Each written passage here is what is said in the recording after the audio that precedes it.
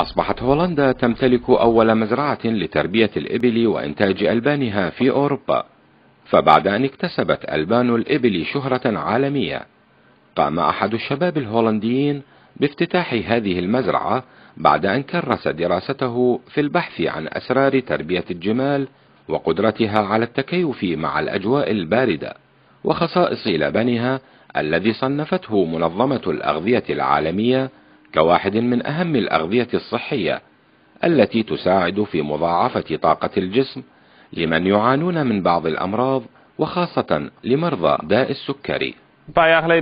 منذ عدة سنوات بدأت بتربية الجمال لغرض الحصول على حليبها، فهو حليب صحي ومفيد للناس المصابين بأمراض مزمنة أو الذين يعانون من مشاكل في الجهاز الهضمي. ومن المعروف أن الناقة تنتج 6 لترات من الحليب يوميا بين سنة وأخرى.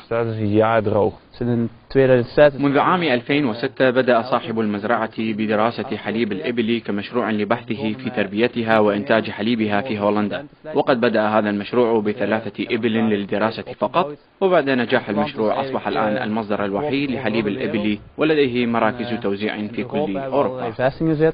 لم يسبق للأوروبيين أن تعرفوا على هذا الحيوان الصحراوي وفوائد لبنه الصحية، إلا إن هذه المزرعة فتحت باب الشهرة لحليب الإبل، حتى بات يلاقي إقبالا من شركات صناعة الألبان في معظم الدول الغربية.